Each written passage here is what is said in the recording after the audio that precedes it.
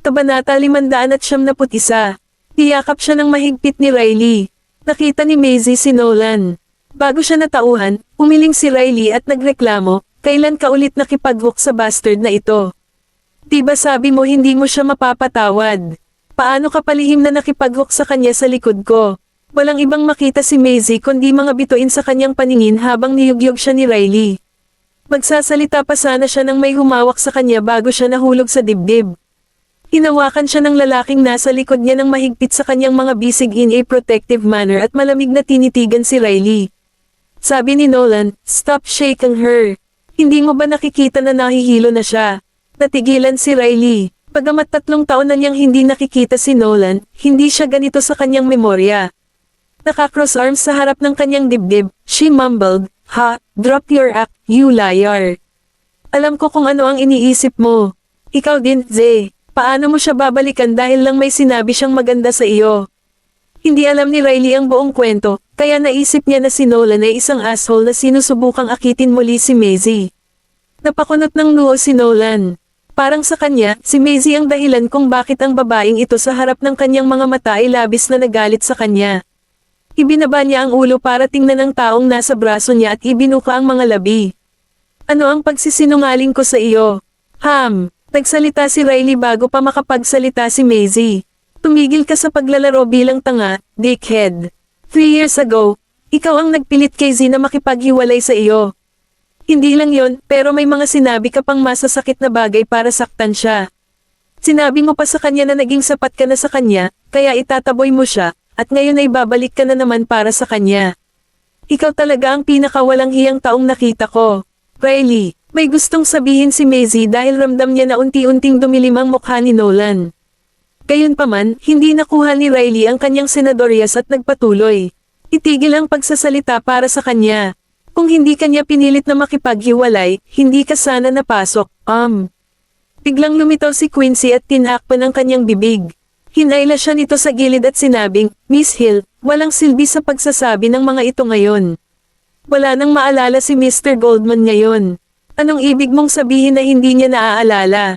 Biglang tumigil si Riley, at tumingin siya kina Maisie at Nolan.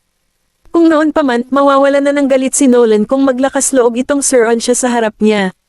Gayunpaman, hindi lamang walang reaksyon si Nolan sa lahat ng sinabi niya, ngunit hindi rin niya alam kung paano magre-react.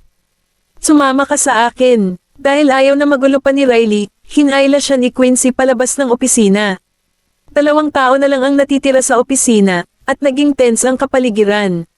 Bago pa makapagsalita si Maisie ay bigla siyang inikat ni Nolan para salubungin ang tingin nito. Ano ba talaga ang sinubukang sabihin ng babaeng iyon ngayon lang? Sumasakit ang ulo ni Maisie. Wala pa siyang maipaliwanag kay Riley, kaya nananatili pa rin ang hindi pagkakaunawa ni Riley kay Nolan. 3 taon na ang nakakaraan. Totoo ba ang sinabi niya? Tanong ni Nolan sa malalim na boses, at bakas ng emosyon ang bumalat sa lalim ng kanyang mga mata. "Ako ang nagpilit sa iyo na makipaghiwalay sa akin. Ako ang nanakit sa iyo sa mga salitang iyon." Nolan. Inangat ni Maisie ang kanyang ulo. Inilagay niya ang kanyang daliri sa matigas nitong dibdib at sinabing, "Maraming bagay ang hindi ko masabi sa iyo ngayon. Hintayin muna natin na mabawi mo ang alaala mo, okay?" Hinawakan ni Nolan ang kamay niya at lumapit sa kanya. "Bakit kailangan mong maghintay hanggang sa mabawi ko ang aking mga alaala?" Wala nang paraan si Maisie para umatras. Inilagay niya ang kanyang malalaking kamay sa mesa, bahagyang samandal, at ikinulong siya sa kanyang mga bisig. Umikot siya para salubungin ang kanyang mga mata. "Wala akong anumang alaala mo, ngunit gusto kong malaman ang lahat ng nangyari sa pagitan nating dalawa."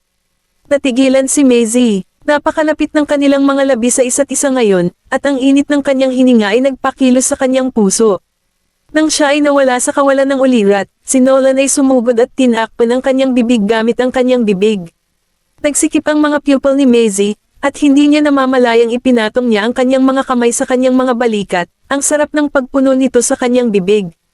Pagkaraan ng mahabang panahon, umalis ang mga labi ni Nolan sa kanya, at idinampi nito ang mga daliri sa baba nito. Tiningnan niya ito ng mabuti at sinabing, "Wala akong maalala tungkol sa iyo, pero hindi ko alam kung bakit. The moment na nakita kita, alam kong malaki ang halaga mo sa akin." Kabanata 572. Hindi na maalala ni Nolan si Maisie, kaya dapat hindi niya ito maaaring maapektuhan. Gayunpaman, hindi iyon ang kaso sa katotohanan. Mula nang makita niya ito, parang magnet na naakit siya sa kanya. Gusto niya itong alagaan, mahalin, at mapalapit sa kanya. Mabilis ang tibok ng kanyang puso, nawalan ng kontrol ang kanyang mga pulso, at unti-unting tumaas ang temperatura ng kanyang katawan. Damang-dama pa ni Maisie ang init ng kanyang katawan sa pamamagitan ng kanyang kamay. Bumalik sa katinoan si Maisie at hinawakan ang kanyang mukha. Bahagyan niyang ibinuka ang kanyang cherry red na labi at nagtanong, "Are you confessing to me?" Kinusot-kusot ni Nolan ang kanyang mga mata ngunit hindi ito umimik. Pinulupot ni Maisie ang kamay sa bewang niya at idiniin ang mukha sa dibdib nito. Habang pinapakinggan niya ang tibok ng puso niya, nagpatuloy siya. "Nolan, hihintayin ko ang araw na maalala mo ang lahat, gaano man katagal. May utang ka pa sa akin, kaya kailangan mong ibalik ang alaala mo." Mahigpit na idiniin ni Nolan ang manipis na labi niya nang igalaw nito ang kamay sa buhok nito na nakatabing sa balikat niya sa mahabang kaskad. "May utang pa ba ako sa kanya? Ano ito pagkatapos? Sa anumang kaso, nanumpa siya sa kanyang sarili na babalikan niya ang kanyang mga alaala." Pagkaalis ni Nolan, umupo si Riley sa couch at pinagmasdan ang sarili. Hindi ko alam na nawala na ang alaala ni Mr. Goldman. Ako, hinayaan ko na lang na ang galit ko ang pumanaw sa akin. Wala akong ibig sabihin. Pinuklat ni Maisie ang dokumento at sumagot, "Oo, dapat mong isaalang-alang ang iyong sarili na maswerte dahil nawala ang kanyang memorya. Kung hindi, sa madaling salita, walang pakialam si Nolan sa mga sinabi ni Riley ngayon." Nagpout si Riley. Sinabi sa kanya ni Quincy ang lahat noong nasa labas sila. Pinilit ni Nolan si Maisie na makipagdiborsyo dahil nahawaan siya ng virus at nakatagpo lamang niya si Maisie nang pumunta siya sa Staslow. Matapos ang ilang mga pangyayari, muli silang nagkabalikan. Nang naisip nilang magsisimula na ang kanilang mapayapang buhay, nawala ang alaala ni Nolan. Iniisip ni Riley kung pareho silang nakagawa ng mali at nasaktan ang Diyos. Kung hindi, bakit napakaraming bagay ang nangyayari sa kanila? Anyway, what brought you here today? Ibinaba ni Maisie ang dokumento at inangat ang ulo para tingnan siya.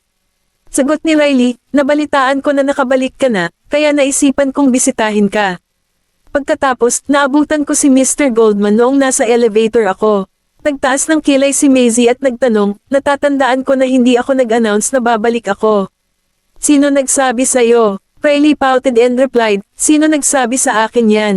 "Siyempre pinsan mo, si Louis." Matiim na tinitigan ni Maisie si Riley, at hindi ito komportable kay Riley. "Bakit mo ako tinatitigan ng ganyan? Mukhang madalas kang nakikipag-ugnayan kay Louis." Napangiti si Maisie. "Dahil sa iyo," sagot ni Riley. Bigla siyang may naalala, at umasim ang mukha niya. "Alam niya na nakipag-ugnayan ako sa iyo nitong mga nakaraang taon, kaya pinag-iinitan niya ako at hinihiling sa akin na ibunyag ang iyong kinaroroonan.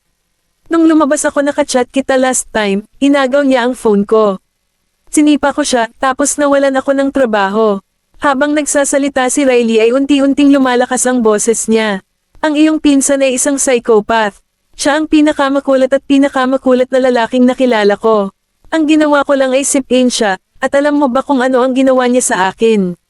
Nilagay niya ako sa blacklist. Hindi ako makakakuha ng trabaho, at kahit na makakuha ako, hindi ako gusto ng mga taong iyon dahil sa kanya. Sinabi rin niya na magmamakaawa ako sa kanya balang araw." Tumayo si Maisie at umupo sa tabi niya. "So, nakiusap ka ba sa kanya? Ako ay isang tao na may gulugad, kaya paano ako maaaring magmakaawa?" Riley crossed her arms sa harap ng kanyang dibdib at harumphed. "Mas gugustuhin ko pang mawala ng trabaho kaysa makiusap sa kanya. I might not have any money to spend, but it's still not a problem for me to put food on the table." Tumayo si Maisie at sinabing, "Anyway, since nandito ka, bakit hindi ka sumama sa akin sa mansion ni Lucas? Sa departamento ng administratibo ng Black Gold." Ilang manager ang nag-uulat kay Nicholas sa opisina. Biglang bumukas ang pinto kaya napalingon silang lahat. Nang makita nila si Nolan, nagulat sila. Inangat ni Nicholas ang kanyang ulo para tingnan siya at tinanong, "Anong ginagawa mo dito?" "Pumunta lang ako para magmasid," sabi ni Nolan habang nakaupo siya sa sopa. "Maaari kayong magpatuloy." Kabanata 573. Hindi pinangangasiwaan ni Nolan ang mga gawain ng kumpanya sa nakalipas na 3 taon. Nabalitaan nilang may malubhang karamdaman siya at kailangan niyang magpagaling. Dahil nakabalik na siya, ibig sabihin gumaling na siya. Isinara ni Nicholas ang dokumento at sinabing, ipagpaliban natin ang pulong. Tumanggaw sila at lumabas na ng opisina. Nakaupo sa leather chair, lumingon si Nicholas para tingnan si Nolan at nagtanong, pwede ko bang sabihin na handa ka nang kunin ang kumpanya ngayon? Sumandal si Nolan sa sopa, ipinatong ang kanyang braso sa gilid ng sopa, at sumagot, nabasa ko na ang lahat ng dokumento, at kabisado ko na ang lahat ng kailangan kong tandaan. I think handa na ako.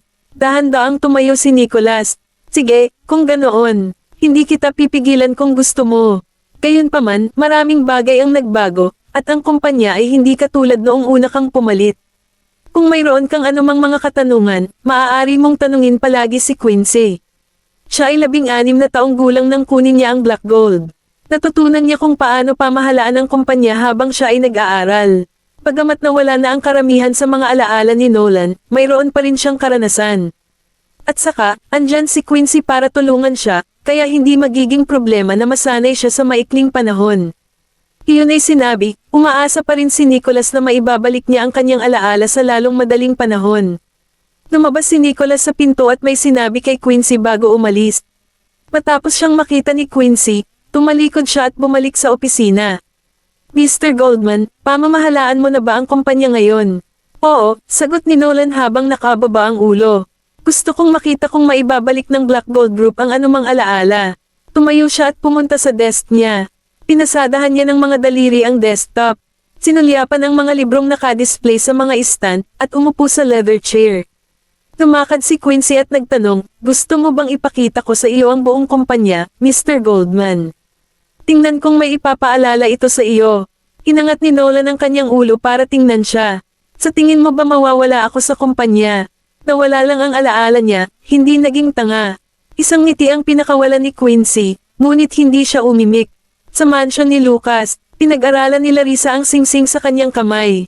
Alam niya kung sino ang nagmamay-ari ng singsing na ito ay sa kanyang ama, si Hernandez. Isinusuot niya itong singsing saan man siya magpunta. Ibinalik niya ang singsing kay Maisie at sinabing, dahil ibinigay ito sa iyo ng iyong lolo, dapat mong itago ito. Natigilan sandali si Maisie bago niya kinuha ang bagay. Malungkot ang mukha ni Larissa. Hindi ko akalain na ganito ang mangyayari sa lolo mo. Hindi man lang ako nagkaroon ng pagkakataon na makita siya sa huling pagkakataon. Hindi ko rin siya nakita. Bagamat nagsagawa ako ng libing para sa kanya, ang kabaong ay walang laman. Sa totoo lang, hindi pa rin ako makapaniwala na patay na siya. Hindi nila siya mahanap noong nabubuhay pa siya, at hindi na nila makuha ang katawan niya pagkatapos niyang mamatay. Hindi nga siya nakauwi sa sarili niyang tahanan. Hinawakan ni Larissa ang kamay niya at sinabing, the past is in the past. Wala na ang mga Kent. Kailangan nating magpatuloy sa pagsulong. Alam ni Maisie ang gustong sabihin ni Larissa. Ang kanyang ama, si Cherry, at ang sanggol sa kanyang sinapupunan ay patay na, ngunit siya ay buhay pa at kailangan na magpatuloy sa pagsulong. Umupo si Riley at Luis sa sala habang hinihintay si Maisie. Umigop ng kape si Luis, sinulyapan si Riley, at sinabing, 2 buwan na. Parang mas matapang ka sa inaakala ko. Bakit? Gusto mo bang humingi ako ng tawad sa pagsipa ko sa'yo? Malabo yun. Riley harumphed at inikat ang kanyang ulo sa paligid. Ibinaba ni Luis ang tasa at nagpatuloy. Ayos lang. Ikakasal na tayo, anyway. Huli na kung gusto mong humingi ng tawad sa oras na iyon. Oh gosh, biglang may naalala si Riley at marahas na itinago ang kanyang ulo. Nakalimutan ko na yon. Tumawa si Luis at sinabing, kung mag-sorry ka sa akin ngayon. Papalayain na kita sa pagkakataong ito. Sa kasamaang palad, hindi siya pinansin ni Riley. Sabi niya, paano ko makakalimutan ang isang bagay na ganito? Hindi pwede. Dapat kong itigil ang bangungot na ito na mangyari. Tumayo siya. Alam ni Luis kung ano ang gusto niyang gawin at malamig na tumawa. Ano ang iisipin ni Mr. Hill kung sasabihin mo sa aking ina na gusto mong kanselahin ang kasal? Kabanata 574. Natigilan si Riley. Pinagalitan siya ng kanyang ama tungkol sa kasal nila ni Luis. At ang tanging dahilan kung bakit niya ito pinatuloy sa kanyang bahay ay naisip niyang nagpa siya itong pakasalan si Luis. Itataboy ba ako ng aking ama sa bahay kung sasabihin ko sa kanya na gusto kong kanselahin ang kasal? Bumalik siya sa sofa at umupo. Tumingin kay Luis, sinabi niya, pero kung ang pamilya mo ang nagkansela ng kasal, hindi ako pipilitin ng tatay ko na pakasalan ka. Naningkit ang mga mata ni Luis. Alam ng lahat ng tao sa Baseburg ang tungkol sa kasal sa pagitan ng ating mga pamilya, kaya sa tingin mo ba ay ganoon kadaling kanselahin ito? At saka, kahit na gusto nating kanselahin ang kasal, makukuha ng pamilya mo ang short end of the stick. Sa tingin mo, papayag ba ang tatay mo na mangyari iyon? Hindi alam ni Riley ang sasabihin. Sina Maisie at Larissa ay bumaba na. Nang makita sila ni Larissa, ngumiti siya at sinabing, Riley, anong pinag-uusapan niyo? Tita Larissa, pinag-uusapan namin ang tungkol sa kasal namin, sabi ni Luis. May kumikinang sa kanyang mga mata habang nagpatuloy siya. I think it's about time na para mag-engage kami, right? Nagbago ang ekspresyon ni Riley. Ikaw, alam niyang sinasadya ni Luis ito nang makita niya ang makahulugang ngisi sa mukha nito. Handa siyang isakripisyo ang isa sa pinakamahalagang pangyayari sa buhay niya dahil lang sa sinipa ko siya. Babalikan niya ako pagkatapos ng engagement, di ba? Napangiti si Larissa. Lumingon siya at sinabi kay Maisie, Z, kaibigan ka ni Riley. Magiging cousin-in-law mo siya. Sinulyapan ni Maisie si Riley at sumagot, yeah. Hindi ko rin nakitang darating iyon. Pagkalabas ng Lucas Mansion, naglakad si Riley papunta sa kotse at sinipa ang gulong. Tapos na ako. Siguradong ginagawa niya ito para makaganti sa pagsipa ko sa kanya. Anong gagawin ko ngayon? Tinapik ni Maisie ang kanyang balikat at sinabing, kumalma ka. Walang kapupuntahan ang galit mo. Sumakay si Riley sa kotse at isinuot ang seatbelt. Akala ko matatakasan ko ito kung hindi ko ito babanggitin sa nakalipas na 3 taon. Lumingon si Maisie para tingnan siya at sinabing, guwapo at talented si Luis. Siya ay isang napakahusay na kandidato pagdating sa pagiging isang asawa, at ang mga sosyalidad sa Baseburg ay gustong pakasalan siya. Bakit parang hindi mo siya mahal? Jerking her head, Riley stared at Maisie and replied, Z, don't try to speak up for him just because he's your cousin. Aminado naman akong gwapo siya pero ang worst ng personality niya. Kung talagang magiging asawa niya ako, tiyak na mas pahihirapan niya ang buhay ko kaysa manirahan sa impyerno. So, ano ang inaalala mo? Tumigil sandali si Riley. Bahagyan niyang ibinaba ang ulo at nagpatuloy. Ito ay isang kasal ng kaiganhawahan. Wala akong masyadong alam sa kanya, at hindi naman namin mahal ang isa't isa. Dati, paulit-ulit mong sinasabi na sana ikaw na lang ako, pero ngayon, sana ako na lang ikaw. At least, nagpakasal ka sa lalaking mahal mo at mamahalin ka pabalik. Umikot ang mga mata ni Maisie sa kanyang socket na parang may iniisip. Bigla niyang ipinatong ang kanyang kamay sa kanyang balikat at sinabing, maaari kitang tulungan na madama ang kanyang pakiramdam. Kinagabihan, bumalik si Maisie sa mansyon ng Goldman at nakita niyang may sinasabi si Quincy sa mayordomo. Nang mapansin siya ng mayordomo, tumanggaw ito sa kanya at sinabing, welcome back, madam. Inilibot ni Maisie ang paningin sa sala at nagtanong, hindi pa ba handa ang hapunan?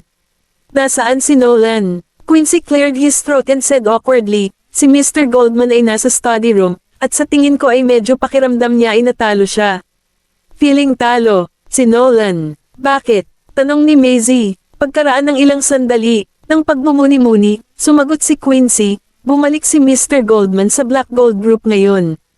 Nakalimutan niya ang maraming bagay, at ang interior ay nagbago ng malaki sa mga nakaraang taon, kaya agad na naunawaan si Maisie, at pinutol niya ito.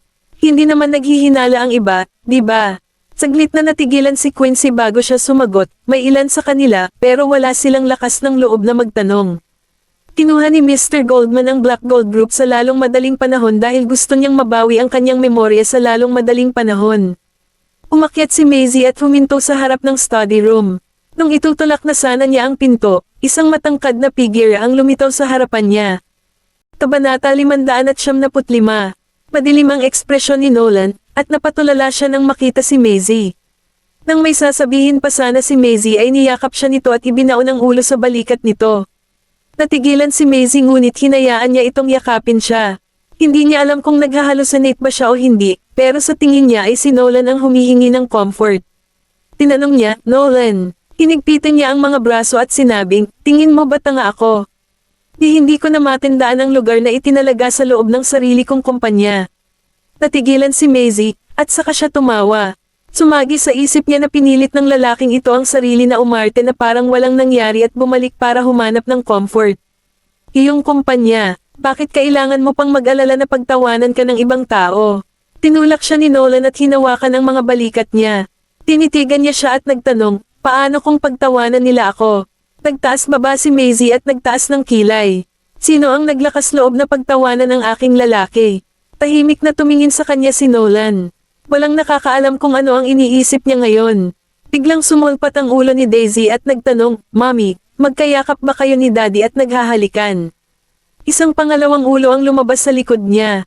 Tinakpan ni Colton ang kanyang mukha at sinabing, Mommy, you and Daddy can go on. Wala man lang kaming nakita. Kayong dalawa. Bago natapos ni Maisie ang kanyang pangungusap, biglang kinurot ni Nolan ang kanyang baba at iniharap ang mukha sa kanya. Pagkatapos ay inilapat niya ang kanyang mga labi sa kanyang mga labi sa harap ng mga bata. Parehong tinakpan ng mga bata ang kanilang mga mata gamit ang kanilang mga kamay at sumilip sa mga hiwa ng kanilang mga daliri. Bagamat nawala na ng alaala ang kanilang ama, alam pa rin niya kung paano samantalahin ang pagkakataon at makipaglandian sa kanilang ina. Nolan, sigaw ni Maisie habang tinutulak siya palayo, namumula ang pisngi sa kahihiyan. Hindi mo magagawa iyon sa harap ng mga bata. Walang pag-aalinlangan na sagot ni Nolan, ang aking ama ay madalas na humahalik sa aking ina sa tuwing kaharap ko noong ako ay bata pa. Wala naman akong nakikitang problema para gawin ko yun sa'yo. Natigilan si Maisie. Ang taong ito ay talagang iniisip na maaari niyang sabihin ng anumang bagay dahil lamang sa nawala ang kanyang memorya. Talaga, tumakbo si Daisy palapit sa kanya. Itinaas niya ang ulo para tingnan siya at nagpatuloy. Daddy, madalas ba hinalikan ni Lolo si Lola noong bata pa siya? Lumapit si Colton at mamulong, Daddy, gusto kong makarinig pa ng mga kwento tungkol kina Lolo at Lola. Napatingin si Maisie kay Nolan. Noong una, akala niya ay tatanggihan ni Nolan ang anumang bagay tungkol sa kanyang ina. Gayunpaman, hindi niya inaasahan na hinawakan niya ang magkabilang kamay ng mga bata at sinabing, gusto mo bang malaman ang higit pa tungkol sa kanila? Parehong tumanggaw sina Daisy at Colton. Tara, kain muna tayo ng hapunan. Pagkatapos nito, sasabihin ko pa sa iyo ang tungkol sa kanila. Nakangiting sagot ni Nolan. Pagkatapos ay binuhat niya sila pababa, at para kay Maisie ay comfortable na siyang maging kanila, ama. Natuwa naman ang dalawang bata. Si Maisie ay nakatayo sa parehong lugar at pinagmamasdan ang kanilang mga likuran habang pababa sila ng hagdan. Bahagyan niyang ibinaba ang ulo, at parang alam niya kung paano makisama sa mga bata matapos mawala ang kanyang memorya. Nang matapos ang kanilang hapunan, dinala ni Nolan ang mga bata sa pamamasyal sa looban at nakipaglaro pa sa kanila. Hindi sineseryoso ng mga bata ang pagkawala ng memorya niya. Sa halip, mas nagustuhan nila siya ngayon. Tumayo si Maisie sa balcony at tumingin sa kanila na may ngiti sa gilid ng labi. Lumapit sa kanya si Nicholas at tumingin din sa looban. Bagaman nawala na ang alaala ni Nolan, mahal pa rin niya sila gaya ng dati. Nilinga ni Maisie ang kanyang ulo para tingnan si Nicholas at sinabing, Tay, salamat sa pag-aalaga sa mga bata sa nakalipas na 3 taon.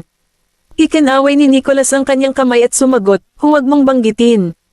Lahat sila ay apo ko, at salamat sa kanila na hindi ako nalulungkot sa pananatili sa Goldman Mansion. Sa kanya binawi ang tingin niya at tumingin kay Maisie. Sa tingin ko ang tatay ko ay hindi nataputol sa inyo ni Nolan, di ba? Natigilan si Maisie. Bagamat walang sinabi si Titus, halatang lamambat ang saloobin nito sa kanya pagkatapos ng insidente ni Rowena. Kabanata 576. Bagaman matigas ang ulo ni Lolo, lagi niyang iniingatan sa kanyang isipan ang kabutihang ipinakita sa kanya ng mga Summer. Hindi siya magiging bias kung hindi taga-Summer si Rowena. Napabuntong hininga si Nicholas, nagtanim siya ng galit sa mga maharlika sa kanyang isipan, hindi pa banggitin na si Rowena ay patuloy na naghahasik ng hindi pagkakasundo sa pagitan mo at sa kanyang tabi. Kaya naman hindi hinahayaan ng tatay ko ang mga bagay-bagay hanggat hindi niya nakikita ng sarili niyang mga mata ang katotohanan. Naiintindihan ni Maisie ang implicit na kahulugan sa likod ng mga salita ni Nicholas. Hindi na nahumaling si Titus sa pakikialam sa mga gawain ni Nolan pagkatapos ng insidenteng kinasangkutan ni Rowena. Siya ay napakatigas ng ulo na hindi siya nakikinig sa anumang payo, kaya maaari na lamang naming hintayin na makita niya ang katotohanan ng mag-isa, kahit na ang proseso ng pagkuha sa ilalim ng katotohanan ay halos magbuwis ng buhay ni Nolan. Dumating na ang gabi, si Nolan at Colton ay naliligo sa banyo. Umupo si Colton sa bathtub at pinaglaruan ng maliit na dilaw na pato sa kanyang kamay. Si Nolan, na nakatayo sa ilalim ng shower, ay pinipihit ang gripo at inayos ang temperatura ng tubig sa katamtamang init. Tumilapon ang tubig sa kanyang mukha na parang may patong na ambon na tumatakip sa kanyang mukha mga tampok. Si Colton ay nakahiga sa gilid ng bathtub sa kanyang tiyan at nakatitig kay Nolan. First time kong maligo kasama mo, Daddy. Napahinto si Nolan sa pagligo at nilingan ang bata. Biglang napako ang kanyang tingin sa maliit na dilaw na itik na lumulutang sa ibabaw ng tubig na para bang pamilyar na eksena iyon sa kanya. Pinaba niya ang tubig. Talaga. Taos pusong tumanggaw si Colton. Oo, maaari pa ba akong mag-couples bath kasama ka sa hinaharap? Napa-facepalm si Nolan sa sarili. Sino ang nagturo sa iyo na ito ay tinatawag na couples bath? Kumurap si Colton. Hindi ba couples bath kapag magkasamang naliligo ang dalawang tao? Hindi naman siya mali tungkol doon. Kinuha ni Nolan ang tuwalya at ibinalot ito sa kanyang baywang, naglakad papunta sa bathtub, at pinatuyo ang buhok ni Colton ng isa pang tuwalya. Bata ka pa, at malalaman mo kung ano ang couples bath kapag lumaki ka. Kung ganoon, naligo na ba sina Daddy at Mommy ng couples bath ng magkasama? Nanlamig si Nolan sa pwesto. Nakapikit siya habang nakatitig sa inosenteng batang lalaki sa harapan niya, at hindi niya matiyak kung sinasadya ba ng batang ito o hindi. May biglang kumatok sa pinto. Napasandal si Maisie sa dingding at sumigaw, "Matagal na kayong naliligo, tapos na ba kayo?" Sa pagkakataong iyon, bumukas ang pinto ng banyo. Nakatapis si Nolan ng tuwalya mula sa baywang pababa, tanging ang kanyang magandang katawan at matibay na pangitaas na katawan ang makikita. Ang maulap na patak ng tubig sa kanyang katawan at ang mamasa-masa na fog ay sumalubong sa kanyang ulo kasama ang halimuyak ng shampoo. Natigilan sandali si Maisie. Nakatuon ang mga mata niya sa tuwalya na nakasabit sa bewang niya ng ilang segundo bago siya nag-iwas ng tingin. Napansin ni Nolan ang pamumula ng kanyang mga tainga at pinaikit ang kanyang mga mata. Biglang tumangala si Colton kay Nolan. "Daddy, pwede ba ulit akong maligo ng couples bath kasama mo bukas?" Naninigas ang katawan ni Nolan. Couples bath. Nag-cross-arm si Maisie at pinandilatan si Nolan. "Itinuro mo ba sa kanya iyon?" "Daddy, promise yan ha. Magandang gabi." Iniwan ni Colton ang kanyang ama sa sandaling iyon, tumakbo palabas ng silid, at nawala sa koridor. Mukhang tensyonado ang ekspresyon ni Nolan, ngunit hindi niya masabi na natutunan ito ng bata sa kanyang sarili, kaya't tumahimik siya, na hindi direktang umamin. Tatalikod na sana si Maisie nang dali-dali niya itong hinayla pabalik. Hindi ko na muling ituturo kay Colton ang mga bagay na ito sa hinaharap. Nagulat si Maisie. Kala niya galit ako, kaya ito ba ay isang paghingi ng tawad? Makalipas ang mahabang panahon, natawa siya. Okay, alam kong hindi ikaw ang nagturo sa kanya ng ganyan. Inaako mo ang kasalanan ni Colton, di ba? Ako ang nagsilang sa bastos na yon. Paanong hindi ko malalaman kung ano ang nangyayari sa tusong isip niya bilang kanyang ina? Sinasamantala niya ang amnesia ng kanyang ama at iset up siya. Ito ay isang bagay na tanging si Colton lang ang gagawa. Si Nolan ay humakbang pasulong at itinulak siya sa pader. Tumampi ang labi at ilong nito sa balat niya habang hinihinaan niya ang boses. "Namumula ka." Kabanata 577. Sa sandaling iyon, hindi naging mapanokso si Nolan tulad ng ginawa niya bago siya nawalan ng alaala. Hindi man lang nagbago ang ekspresyon nito habang diretsyong nakatingin sa kanya gamit ang malalalim nitong mga mata. Hindi siya nagbigay ng anumang mga primitive na pag-iisip ngunit napakaseryoso. Pumilis ang tibok ng puso ni Maisie nang maramdaman ang pagtaas ng temperatura sa pamamagitan ng mga palad nito na nakalapat sa katawan nito. Nangangahulugan ito na siya ay nasa bingit ng pagkawala ng kontrol. "Nolan, huwag." Tumampi ang labi nito sa tenga niya na para bang isang halik. "Wala akong magagawa basta wala akong maalala, di ba?" Natigilan si Maisie. Pinalot siya ng mainit na hininga na kanyang ibinuga, at lumalim ang mga linya ng ngiti sa mga sulok ng kanyang bibig.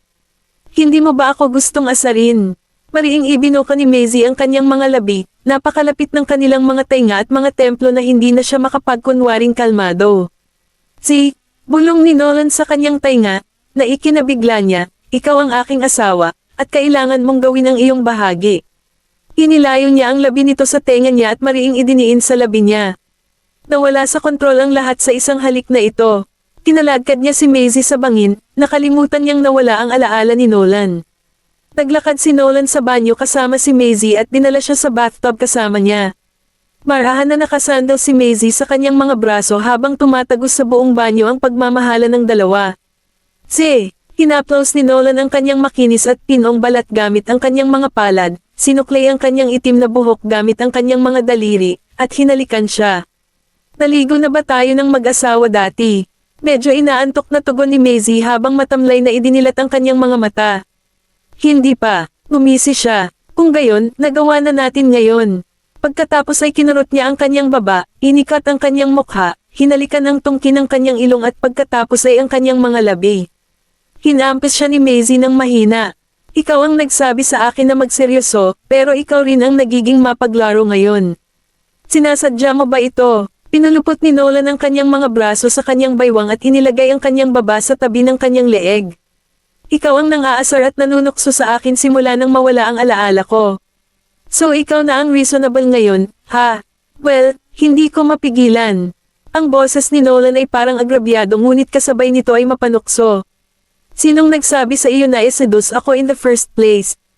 Napatingin si Maisie sa kanya. Ang init sa kanyang mga pisngi ay hindi pa rin kumupas, mukhang lubhang nakakabighani. Simula kailan pa kita inakit?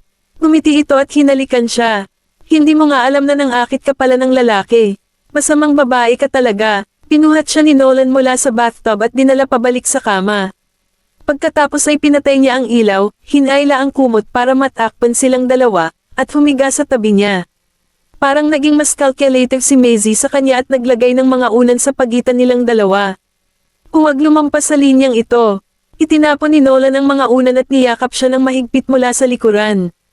Gusto ko lang makita kung susunggaban mo ako sa kalagitnaan ng gabi noong isang araw. Nanatiling hindi gumagalaw si Maisie. Ibinaon ni Nolan ang kanyang sarili sa likod ng kanyang leeg, nalalanghap ang pabango na kanyang inilalabas. So, seductress lang pala ang misis ko na puro kulit at walang kagat-kagat. Galit na ngisi ni Maisie. Hindi ko kailanman naisip na ang aking pakana ay ibabalik sa akin sa hinaharap. May amnesia man o wala si Nolan, manloloko pa rin siya. Nalinlang ako sa inosenteng itsura niya simula nang madiagnose siyang may amnesia. Nang magising siya kinabukasan, pumunta na si Nolan sa kumpanya. Nagpalit siya ng damit at bumaba para mag-almusal, ngunit narinig niya ang ilang katulong na nagchichismisan tungkol sa isang bagay. Wala namang amnesia si Mr. Goldman, diba? Kung hindi dahil sa pagkawala ng memorya niya, bakit hindi man lang matukoy ni Mr. Goldman ang mga panloob na departamento ng Black Gold Group? Siya ang boss ng kumpanya, kaya dapat ay pamilyar siya sa panloob na istruktura nito, hindi ba? May napansin silang figure na papalapit sa kanila pagkasabi nila noon. Nanginginig sila sa takot at mabilis na ibinaba ang mga cellphone. Madam, kalmadong tanong ni Maisie, anong tinitingin-tingin mo? Nagkatinginan ang mga kasambahay at hindi alam kung ano ang sasabihin, kaya inabot nila ang isa sa mga telepono kay Maisie. Kinuha ni Maisie ang phone mula sa kanila at sinipat iyon. #nawala ng alaala si Mr. Goldman ng Black Gold Group dahil sa pagkamatay ng kanyang asawa. Hindi niya maalala ang panloob na istruktura ng sarili niyang kumpanya. Nakababahala ang kinabukasan ng Black Gold Group. Kabanata 578.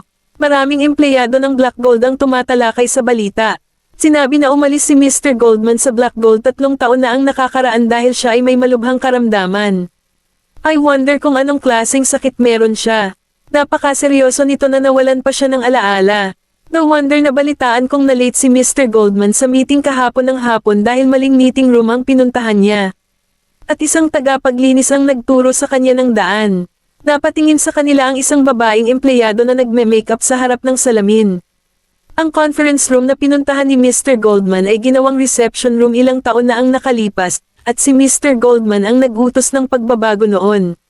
Di na niya matandaan ang conference room na inutos niya na palitan. Nawalan ba siya ng alaala, o nawalan siya ng kaluluwa? Napabuntong hininga ang isa pang babaeng empleyado. Naaksidente ang kanyang asawa 3 taon na ang nakararaan, nawalan siya ng asawa at nagkasakit ng malubha, at ngayon ay nawalan na siya ng alaala. Wala nang mas masahol pa na maaaring mangyari sa sinuman. Sa administrative office, inihagis ni Nolan ang isang magazine sa ilalim ng mesa at itinaas ang kanyang kamay upang takpan ang kanyang noo. Ang mga ugat sa likod ng kanyang kamay ay pumipintig. Ano ang ibig nilang sabihin na nawalan ako ng asawa? Walang choice si Quincy kundi kunin ang magazine. Ang mahalaga kay Mr. Goldman ay ang pahayag ng pagkawala ng kanyang asawa. Mr. Goldman, mukhang hindi iyon ang punto. Isinusumpa nila ang asawa ko. Tinapik ni Nolan ang desk na may malungkot na ekspresyon. Hindi pa ba iyon ang punto? Nag-alinlangan si Quincy bago niya gustong magsalita, ngunit ang pinto ng opisina ay itinulak sa sandaling iyon, at pumasok si Nicholas na may dalang gintong tungkod. Hindi ba't hiniling ko kay Quincy na dalhin ka sa paligid ng kumpanya upang makilala ang ating panloob na istruktura kahapon? At binibigyan mo ako ng ganyang balita ngayon. Napasandal si Nolan sa likod ng kanyang upuan, kinakalikot ang panulat sa kanyang kamay ngunit hindi nagsalita. Sinabi ni Nicholas sa malalim na boses, sinabi ko sa iyo na ang Black Gold ay hindi ang kumpanya na alam mo noong una kang pumalit. Dapat mong kilalanin ang Black Gold kung wala kang maalala tungkol dito, simula sa mga pangunahing kaalaman. Alam mo ba kung gaano karaming mga panukala at kontrata ang naipadala sa kumpanya mula nang lumabas ang balita? Kumunat ang noo ni Nolan, at nanlabo ang kanyang mga mata. Gusto ni Quincy na iulat ito kay Nolan, ngunit hindi siya nagkaroon ng pagkakataong magsalita. 6 na kumpanya ang nagpadala sa atin ng mga kontrata, 2 sa kanila ay dating karibal ng Black Gold, at isa sa mga ito ay malapit ng malugi. Sinusubukan lang nilang samantalahin ang pagkawala ng memorya mo para lokohin ka sa paggawa ng kawang-gawa. Galit na tumawa si Nolan. So, ginagawa na nila akong tanga ngayon. Nilinggan ni Nicholas ang kanyang ulo kay Quincy at nagutos, kumuha ng isang tao para pigilin ang balita at ibalik ang mga kontratang iyon sa pinanggalingan nila. Tumanggaw si Quincy at umalis. Pumunta si Nicholas sa mesa at same time na sinabi, huwag mong hayaang makaapekto ang balita sa iyong paghatol, Nolan. Hindi man niya natapos ang kanyang pangungusap, na ipahayag na niya ang lahat ng nais niyang sabihin. Nawalan man ng alaala si Nolan, siya pa rin ang nag-iisang Nolan Goldman. Magagawa niyang makuha ang kanyang posisyon bilang Nolan Goldman ng Baseburg, tulad ng kung paano niya pinatatag ang kanyang posisyon sa lungsod noon. Ang balita ay hindi nagtagal at pinigilan, ngunit si Nolan ay isang mainit na pinag-uusap ang pigirya. Si Maisie ay nakaupo sa kafe na nakasunglas at naghihintay ng iba nang marinig niya ang maraming tao na nag-uusap tungkol kay Nolan. Si Nolan Goldman ng Baseburg, na laging may kapangyarihang baligtarin ng buong lungsod sa isang pitik lamang ng kanyang mga daliri, ay nalantad na dumaranas ng amnesia. Dahil dito, maraming mga tao ang nagsimulang gumawa ng mga plano upang samantalahin ang kanyang kalagayan upang gumawa ng isang hakbang sa kanya.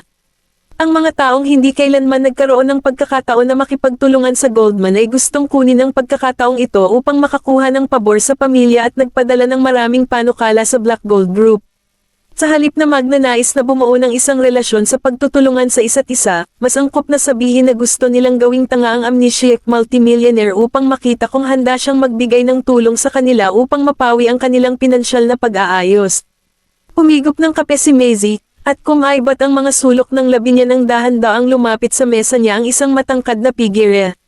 Maaaring may amnesia si Nolan, ngunit hindi siya tanga. Kumuha ng upuan si Luis at umupo, at saka lumapit ang waiter para kunin ang order niya.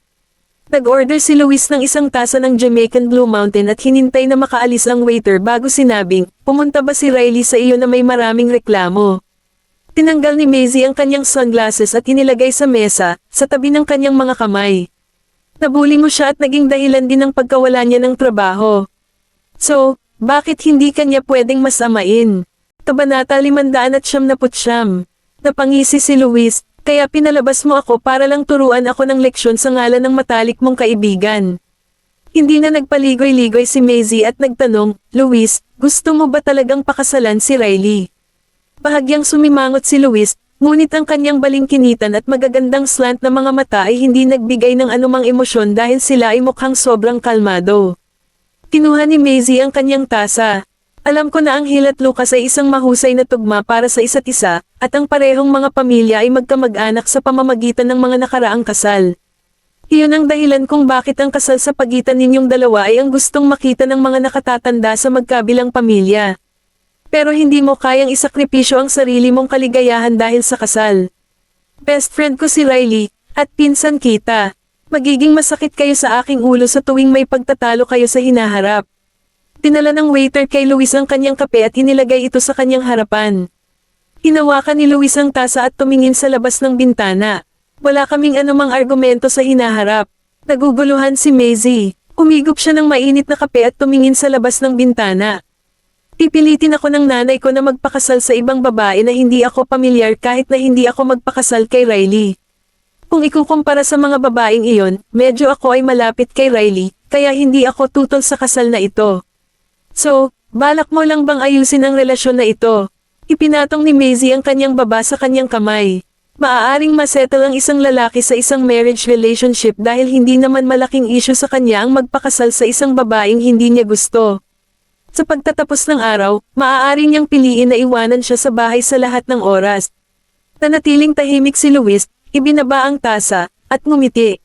Paano ka nakakasigurado na ayos na ako sa relasyong ito? Natigilan si Maisie ng ilang segundo at hindi na nagsalita pagkatapos noon. Ako ay isang tagalabas lamang, hindi isang taong nahuhulog sa relasyong ito mula pa noong unang araw. Dahil dito, hindi ko alam kung ano ang nasa isip niya all this while. Kung titingnan ang bagay na ito mula sa pananaw ng matalik na kaibigan ni Riley, ayoko talagang makitang sumuko si Riley sa kanyang kaligayahan sa natitirang bahagi ng kanyang buhay. Gayunpaman, kung titingnan ko ito mula sa pananaw ni Luis, palagi niyang nais na pakasalan ang isang taong makakasama niya sa buong buhay niya. Kung gusto lang niyang makahanap ng random na babae na handang pakasalan siya, sana ay nakinig siya sa ayos ng kanyang ina at pinakasalan ang isa sa mga kakaibang babae, di ba? Possible bang ako lang ang tao sa mundong ito na pwedeng mag-match kina Riley at Luis? Natural, ang unang reaksyon ni Riley ay ang pagluwa ng kapeng kainuman niya nang banggitin ni Maisie ang bagay na iyon. Sinuhulan ka ba niya? Nagkibit balikat si Maisie. Hindi yata nagbibiro ang pinsan ko. Ibinaba ni Riley ang tasa at sinabi sa mapang-akit na boses, "Pakiusap, ilayo mo ako dito." Maraming mga babae sa Baseburg ang nahilig sa kanya bago ito, ngunit hindi man lang niya binigyan ng pagkakataon ng sinuman sa kanila. Bakit siya pumayag na pakasalan ako? Oo, naalala ni Maisie ang sinabi niya. Sobrang curious din ako. Anyway, pareho pa lang kayong magkasundo sa ngayon. May oras pa pagkatapos nito para subukan mong magkaayos pagkatapos ng engagement. Kaya, kung malalaman mo na talagang hindi kayo para sa isa't isa pagkatapos ng engagement, maaari mo pa ring piliin na magpaalam sa kanya pagkatapos noon. Nagtatakang tumingin sa kanya si Riley. Are you trying to match me with him? Malawak ng ngiti ang ibinigay ni Maisie. Riley, oras na para maghanap ka ng boyfriend. Dahil ang isang pagkakataon ay ipinakita sa iyo, bakit hindi mo ito kunin? Paano mo malalaman kung siya ang tamang tao o hindi bago mo ito subukan? Awkward na ngumiti si Riley at mabilis na iniba ang usapan. Kung may oras ka para mag-alala tungkol sa akin ngayon, baka pwedeng mag-alala ka muna sa asawa mo. Ipinatong ni Maisie ang kamay sa baba, tinaas ang kilay, at ngumisi. Wala naman akong dapat ipag-alala pagdating sa kanya. Nawala lang ang alaala niya, hindi ang isip niya. Ang balita na nakita mo ay isang bahagi lamang ng buong sitwasyon. Tinampot ni Riley ang cake sa mesa, tinikman, at dinilaan ang sulok ng kanyang bibig. Narinig mo na ang mga chismis na nawala ng asawa at memorya si Mr. Goldman, tama ba? Well, iyong mga prestihiyoso at mayayamang pamilya na may mga anak na babae ay nagpaplano na upang ipakilala ang kanilang mga anak na babae kay Mr. Goldman. Nawala ang ngiti sa mukha ni Maisie. Ano, ipakilala ang kanilang mga anak na babae kay Nolan. Tumabi sa kanya si Riley. Kailangan mong mag-ingat dahil nawalan na ng alaala si Mr. Goldman. Huwag mong bigyan ng pagkakataong magtagumpay ang mga bitch na iyon. Pumalik ka na sa Slakova sa medyo low-key na fashion this time around, kaya talagang iniisip ng mga bastard at bitch na iyon na patay ka na at hindi na makapaghintay si Mr. Goldman na magpakasal sa iba. Tinindata ni Riley si Maisie habang sinasabi niya iyon at idinagdag, mabente si Mr. Goldman tulad ng isang hotcake sa Slakova. Naglalaway na ang mga babaeng iyon sa ideyang maging madrasta ng mga anak mo. Kabanata 600. Pilit na ngumiti si Maisie. Mukhang kailangan kong bumangon mula sa mga patay. Pagkatapos ay kinuha niya ang kanyang bag at tumayo. Sinaman siya ng tingin ni Riley. Babalik ka na ba? Ang mga taong iyon ay pupunta sa aking bahay at aagawin ng korona sa ulo ng reyna kung pipiliin kong hindi na bumalik ngayon. Umalis si Maisie nang hindi lumilingon. Umaway si Riley sa kanya. Mabuhay ang lahat sa reyna. Sa Black Gold, tumaan sina Maisie at Sadie sa front desk. Nang mapansin ng mga receptionist na nag-uusap sa front desk ang dalawang silhouette na dumaraan, sunod-sunod silang nagtaas ng ulo. Ang dalawang figure ay nagtungo sa elevator, at ang mahabang buhok na babae ay mukhang pamilyar, ngunit hindi nila matindaan kung saan nila siya nakita bago ito. Mukhang pamilyar sa'yo ang babaeng iyon. Kakaiba iyan. Sino ang nagbigay sa kanila ng lakas ng loob na gamitin ang elevator na nakalaan kay Mr. Goldman? Nang may napansin ang dalawang receptionist, agad silang tumakbo papunta sa kanya. Hahakbang na sana si Maisie sa elevator nang bigla siyang hinawakan ng isang braso mula sa likuran. Ma'am, medyo humihingal ang babaeng receptionist pero may professional smile pa rin sa mukha. Paumanhin, ngunit ang elevator na ito ay nakatuon lamang kay Mr. Goldman, na nangangahulugang hindi ka pinapayagang gamitin ito. O talaga, hindi tinanggal ni Maisie ang kanyang salaming pang-araw bagkus ay sinulyapan lamang ito at saka casual na nagtanong, hindi ba pwedeng gamitin itong elevator? Nagkatinginan ang dalawang receptionist habang palihim nilang sinusuri ang kasuotan ni Maisie. Napagtanto din nila na ang babaeng nakatayo sa tabi ng mahabang buhok ay parang isang taong hindi nila dapat aliwin. Kaya, hindi sila nang ahas na kumilos ng mahigpit. Ang knuckle ang elevator kay Mr. Goldman ay hindi nila layong gamitin ng sino man maliban sa kanyang sarili. Magiging napakahirap nito sa aming buhay kung malalaman ng isang tao na pinayagan ka naming gamitin ito. Kababalik lang ni Mr. Goldman at muling kinuha ang kumpanya, at ngayon, isang babae ang lumitaw ng wala saan, hinahanap si Mr. Goldman. Naglakas loob pa siyang sumakay sa elevator na nakalaan kay Mr. Goldman at kay Mr. Goldman lamang. Napangiti si Maisie. Huwag kang mag-alala, hindi ka masisisi ni Nolan para dito. Nang marinig ng dalawang receptionist si Maisie na tinatawag si Nolan sa kanyang unang pangalan, agad nilang napagtanto na tiyak na isa rin itong malaking tao. Hindi na hinubad ni Maisie ang suot niyang sunglass bagkus ay sumakay siya sa elevator kasama si Seday. Ang elevator na ito ay maaari lamang umakyat ng direkta sa departamento ng administrasyon. Lumabas sa elevator sina Maisie at Seday. Ang lahat ng mga empleyado na nagtatrabaho sa departamento ng administrasyon ay abala, at halos hindi nila napagtanto ang kanilang pagdating. Naglalakad si Maisie patungo sa opisina ni Nolan nang nagkataon na lumabas si Quincy sa silid, at bahagyang nagbago ang kanyang ekspresyon. Miss Vanderbilt, tinitigan siya ni Maisie nang may pag-aalinlangan, at kasunod ang tawa ng isang lalaki mula sa opisina ni Nolan. Mr. Goldman, paano mo makakalimutan si Z? Nag-date pa nga kayong dalawa dati eh. Maya-maya ay tumunog ang boses ng isang babae bago pa makasagot si Nolan. Dad, nakaraan na yon. Siguradong hindi na ako naaalala ni Nolan ngayon. Pinagsalikop ni Nolan ang kanyang mga daliri at inilagay ang kanyang mga kamay sa harap ng kanyang manipis na labi habang ang kanyang mga mata ay tila hindi maarak. Ano ang sinabi mong pangalan ng iyong anak? Maisie, maaaring nakalimutan mo na ito, ngunit talagang magkasama kayong dalawa noong nakaraan. Dahan-daang itinulak ni Mr. Hannigan si Maisie gamit ang kamay na nakapatong sa balikat niya, sinenyasan siyang gumawa ng isang bagay. Kinuha ni Maisie ang tasa ng tsaa, tumayo, at naglakad patungo kay Nolan. Noel, di bale kahit nakalimutan mo na ako. Ipapaalala ko sa'yo. Umupo siya sa tabi ni Nolan, ngunit lumayo ito sa kanya, halatang ayaw siyang papalapit sa kanya. Bahagyang gumalaw ang manipis niyang labi. Sa pagkakaalala ko, wala akong kakilala na Maisie Hannigan. Medyo nahiya si Maisie. Ganoon din ang naramdaman ni Mr. Hannigan. Ang pangalan daw ng namatay niyang asawa ay Maisie, homophone sa pangalan ng anak ko. Usap-usapan na nawalan na siya ng alaala, kaya paano pa niya naaalala ang mga ganito? Nolan, ako si Zay. Hindi na makapaghintay si Maisie na idikit ang sarili sa katawan ni Nolan, ngunit ng ilang pulgada na ang layo niya mula sa pagkakahawak kay Nolan, biglang bumukas ang pinto ng opisina. Tumayo si Quincy sa labas ng pinto, pinupunasan ang dulo ng kanyang ilong. Alam ni Mr. Hannigan na nawala ng alaala si Mr. Goldman, kaya dinala niya rito ang kanyang anak para samantalahin ang kalagayan ni Mr. Goldman. Gayunpaman, ang hindi niya alam ay ang asawa ni Mr. Goldman ay buhay pa at sumisipa.